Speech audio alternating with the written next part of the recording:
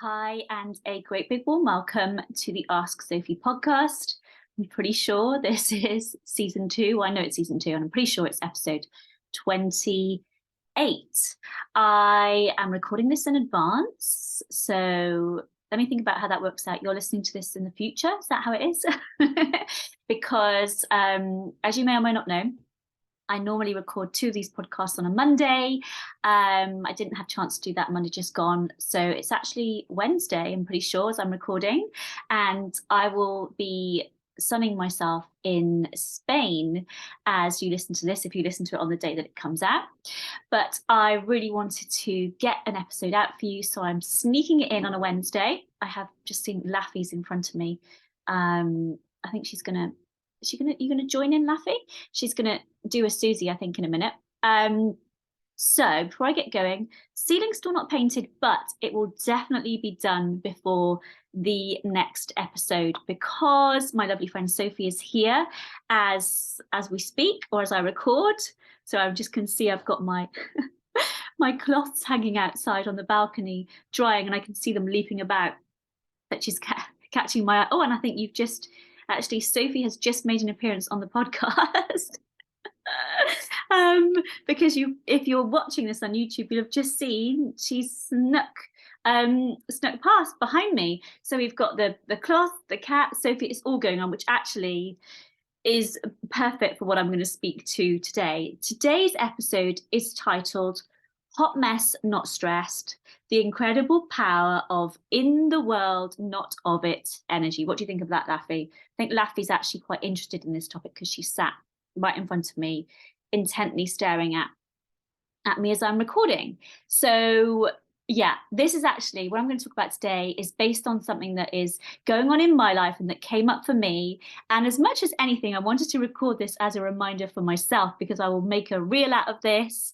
I will share some of it on social media, and you'll see why I'm saying that in just a minute. But behind the scenes, first up, I, at the moment, as you may know if you listen to this podcast, follow me on social media, whatever, one of the things going on in my life is that I am renovating the apartment that I recently moved into. And so one of the most exciting things in my life at the moment is the fact that tomorrow, the beautiful ceiling roses that I chose, that Jim, the coving dude, has made for me are getting put into place. So the one in my bedroom, the hallway, and the kids' bedrooms. And the one in my bedroom is like a floral one.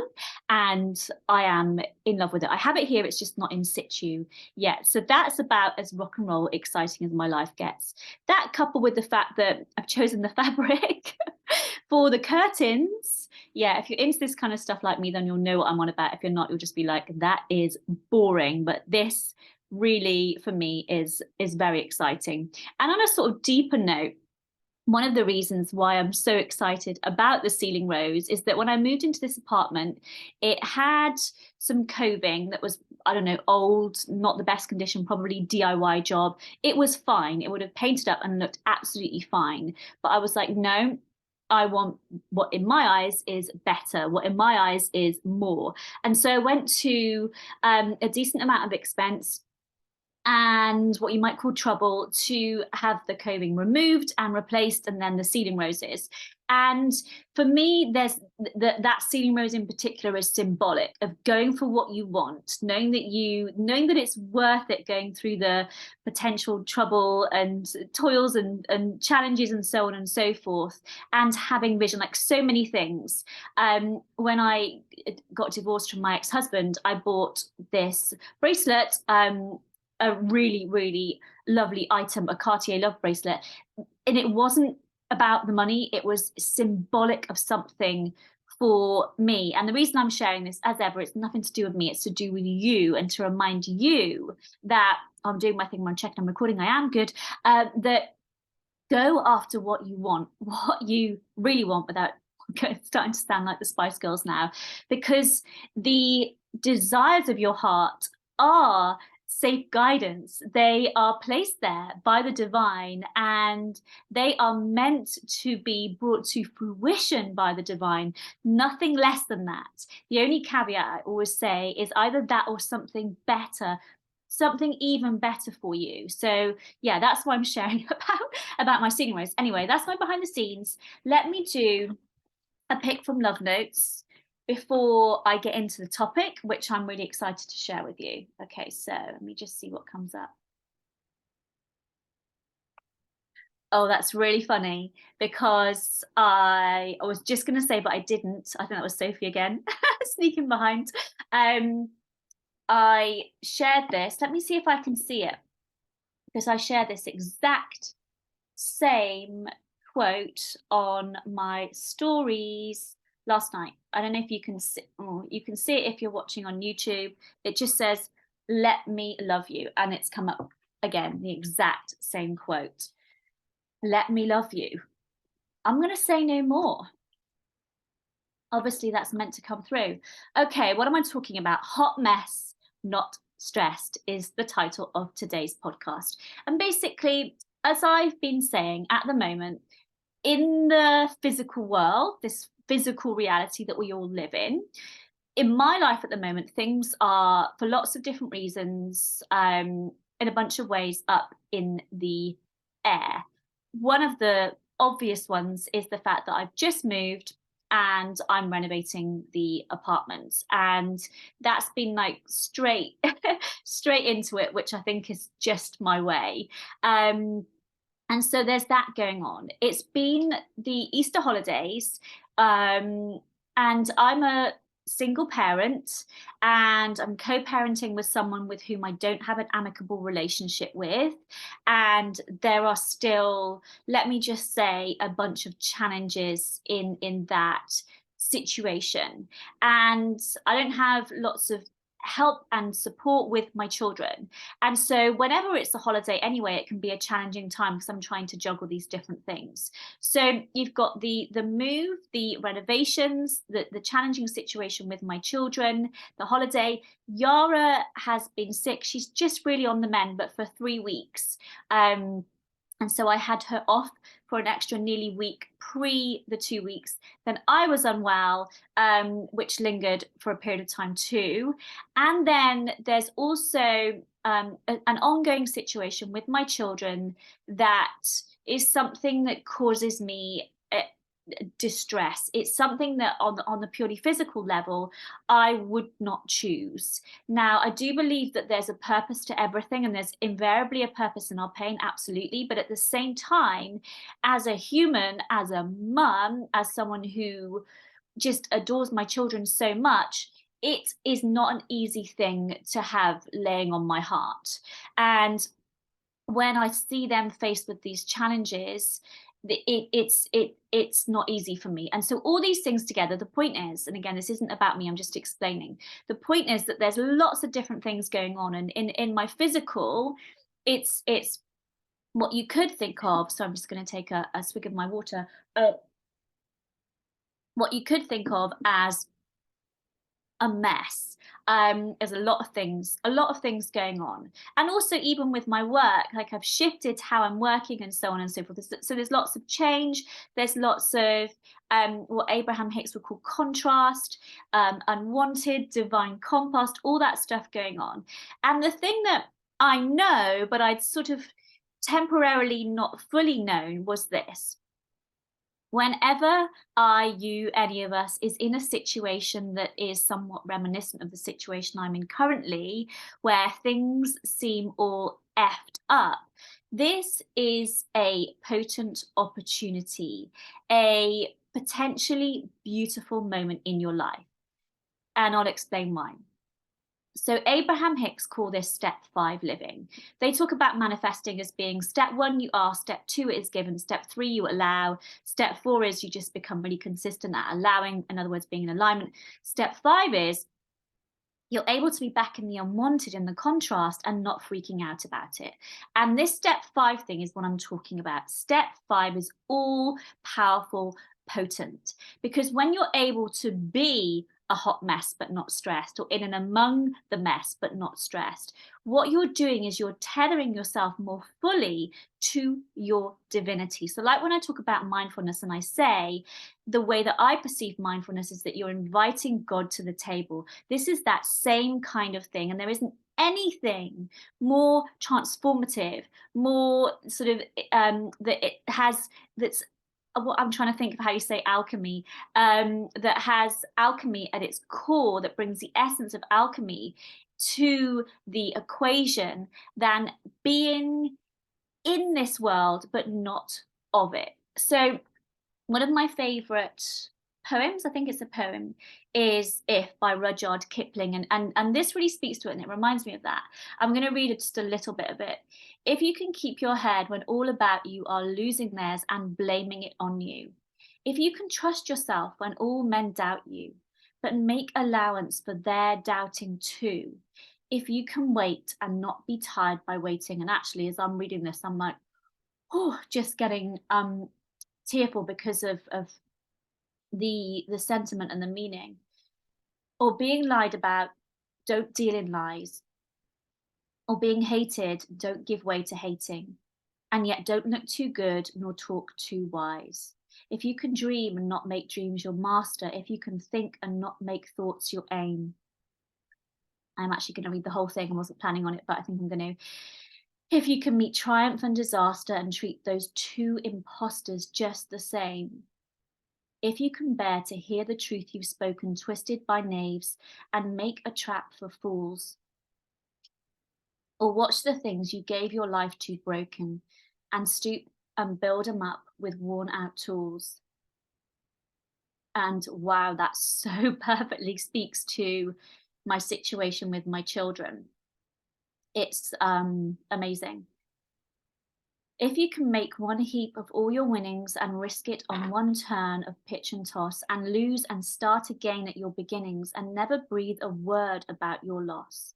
If you can force your heart and nerve and sinew to serve your turn long after they are gone, and so hold on when there is nothing in you except the will which says to them, hold on.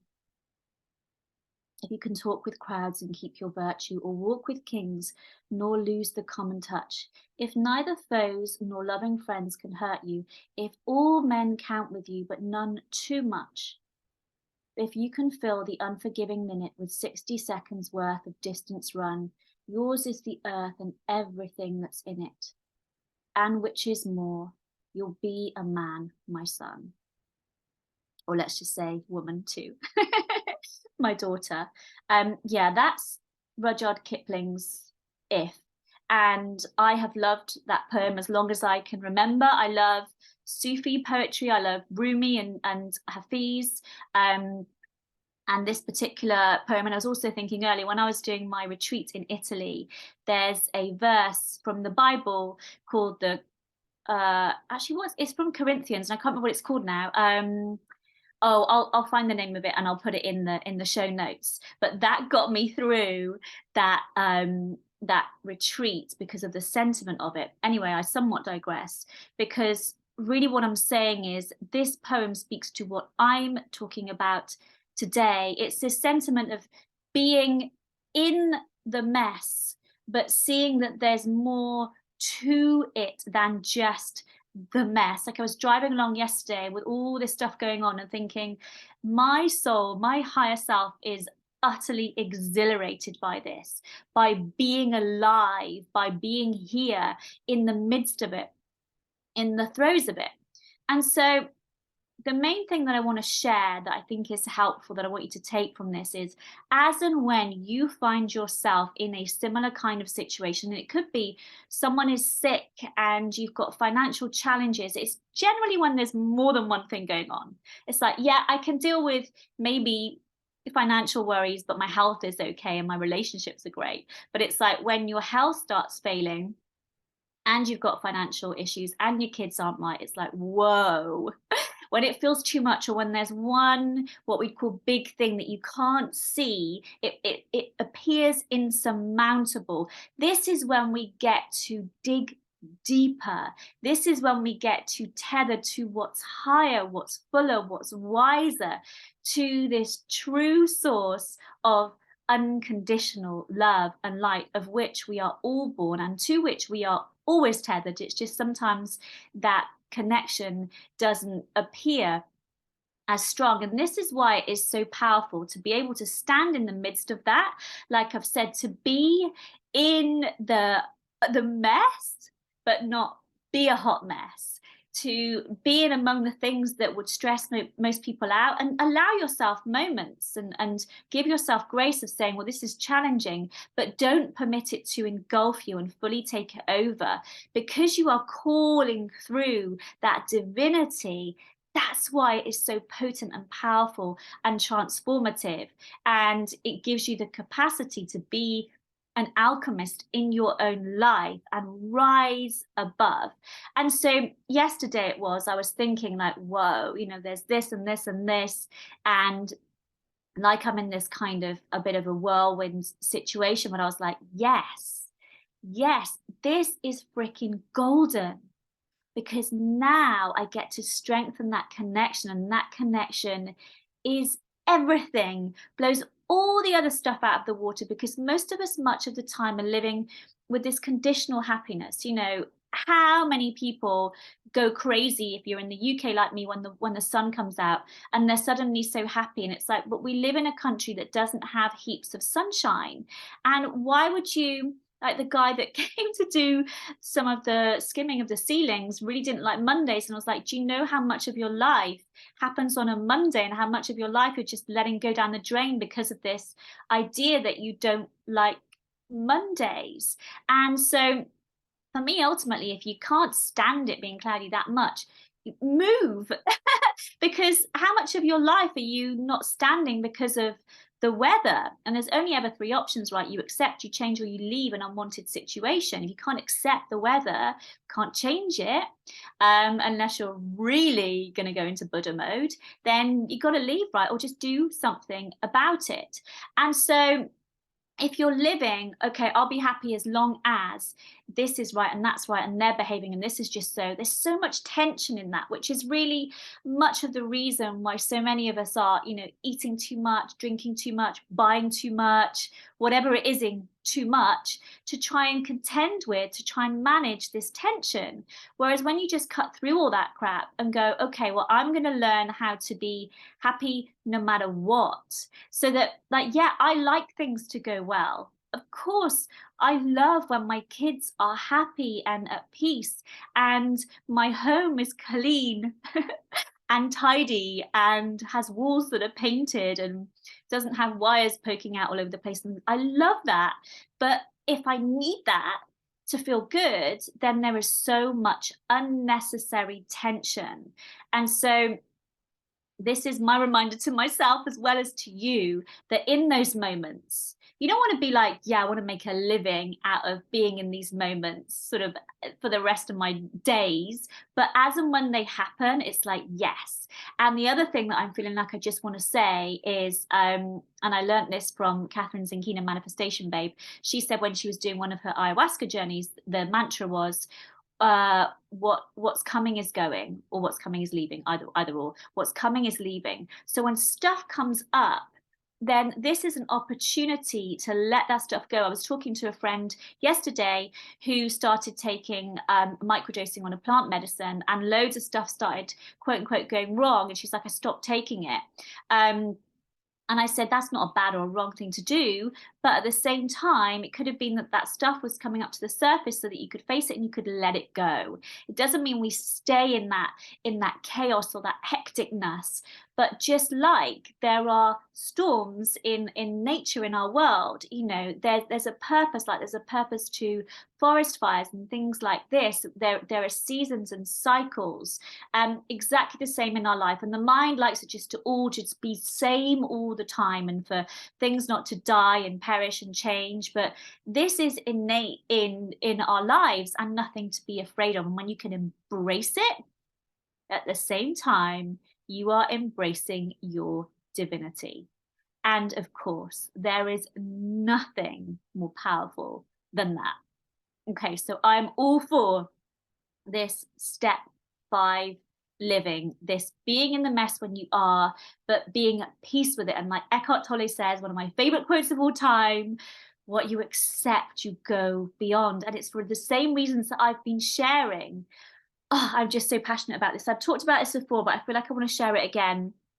when I think I already divorced my ex-husband, but it was the start of COVID, and it was the point where I think the lockdowns had just, or the first lockdown had just been announced, and for me, I was like, I don't know if I'm going to be able to work, basically.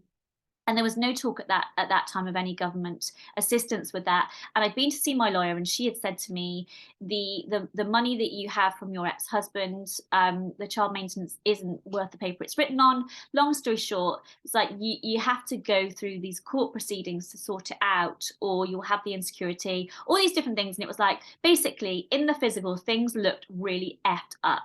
And I remember driving home from Cardiff from that meeting with the lawyer, and I actually think I got myself a McDonald's. Not that you need to know that, but anyway, I'm the queen of oversharing, so now you do.